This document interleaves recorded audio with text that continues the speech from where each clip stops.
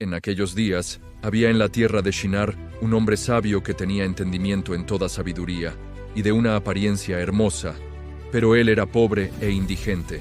Su nombre era Ricayón, y le era duro mantenerse a sí mismo, y él resolvió ir a Mizrayim a Oswiris, el hijo de Anom rey de Mizrayim, para enseñar al rey sabiduría, porque quizás él encontraría favor a su vista para levantarlo y darle sostén. Y Ricayón así lo hizo. Y cuando Ricayón vino a Mizrayim, él le preguntó a los habitantes de Mizrayim referente al rey. Y los habitantes de Mizrayim le dijeron las costumbres del rey de Mizrayim, porque era entonces la costumbre del rey de Mizrayim que él salía de su palacio real, y era visto fuera solo un día al año. Y después de eso, el rey regresaba a su palacio y permanecía allí. Y un día el rey salió y pasó juicio en la tierra. Y todos los que tenían pleito vinieron delante del rey ese día para obtener su petición. Y cuando Ricayón oyó de la costumbre del rey y que él no podía venir a la presencia del rey, él sufrió grandemente y estaba muy entristecido. Y en el anochecer, Ricayón salió y encontró una casa en ruinas, anteriormente una casa de hornear en Mizrayim. Y él se quedó allí toda la noche, en amargura de alma y punzado con hambre. Y el sueño fue removido de sus ojos. Y Ricayón consideró dentro de él qué debía él hacer en el pueblo, hasta que el rey hiciera su aparición, y cómo se podría mantener a sí mismo allí. Y él se levantó en la mañana y caminó alrededor, y se encontró en su camino con aquellos que vendían vegetales y varias clases de semillas, con los cuales suplían a los habitantes. Y Ricayón deseó hacer lo mismo para poder tener su sostén en la ciudad.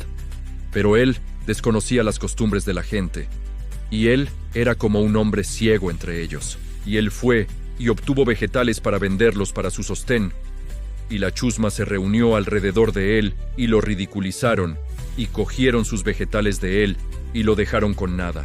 Y él se levantó con amargura de alma, y fue sollozando a la casa del horno en la cual se había quedado toda la noche anterior, y durmió allí la segunda noche. Y en esa noche, él razonó con sí mismo cómo se podía salvar del hambre, y él diseñó un plan en cómo actuar. Y él se levantó en la mañana y actuó ingeniosamente, y fue y contrató a 30 hombres fuertes de la chusma, llevando sus instrumentos de guerra. Él los llevó a la cumbre de un sepulcro de Mizrayim, y él los situó allí. Y él les ordenó diciendo: así dice el rey, fortalézcanse y sean hombres valientes, y no permitan que ningún hombre sea sepultado aquí hasta que no sea dado 200 piezas de plata. Y entonces pueda ser sepultado. Y esos hombres hicieron de acuerdo a la orden de Ricayón, a la gente de Mizrayim, por todo ese año. Y en el tiempo de 8 meses, Ricayón y sus hombres reunieron grandes riquezas de plata y oro. Y Ricayón tomó gran cantidad de caballos y otros animales, y él contrató más hombres, y él les dio caballos, y ellos permanecieron con él. Y cuando el año dio vuelta, en el tiempo que el rey salía al pueblo, los habitantes de Mizrayim se reunieron para hablar con él referente a la obra de Ricayón y sus hombres. Y el rey salió en el día señalado. Y todos los de Mizrayim vinieron a él y clamaron a él diciendo: que el rey viva para siempre. ¿Qué es esta cosa que haces a tus sirvientes en el pueblo, de no permitir a un cuerpo muerto ser sepultado hasta que tanta plata y oro sean dado? ¿Fue algo como esto hecho en toda la tierra, desde los días de reyes pasados, si aún desde los días de Adam, hasta este día, que los muertos no pueden ser sepultados solo por un precio de impuesto? Nosotros sabemos que es una costumbre de reyes tomar un impuesto anual de los vivientes, pero tú no solo haces esto, sino de los muertos tú arrancas un impuesto día a día. Ahora, oh rey, ya nosotros no podemos soportar esto, porque toda la ciudad está arruinada a causa de esto, ¿y tú no lo sabes?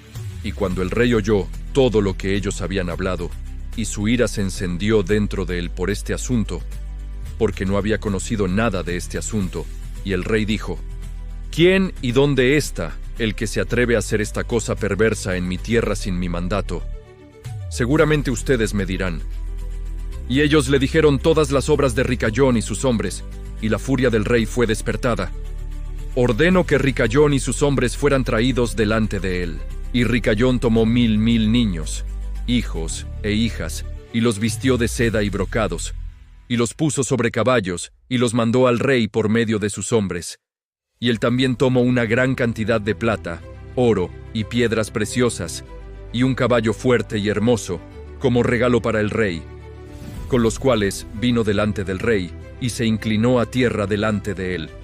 Y el rey, y todos sus sirvientes, y todos los habitantes de Mitzrayim, se preguntaron de la obra de Ricayón, y ellos vieron sus riquezas y los regalos que habían traído al rey, y grandemente complació al rey, y él se preguntó de ello. Y cuando Ricayón se sentó delante de él el rey, le preguntó referente a sus obras. Y Ricayón habló todas sus palabras sabiamente delante del rey y sus sirvientes, y todos los habitantes de Mitzrayim.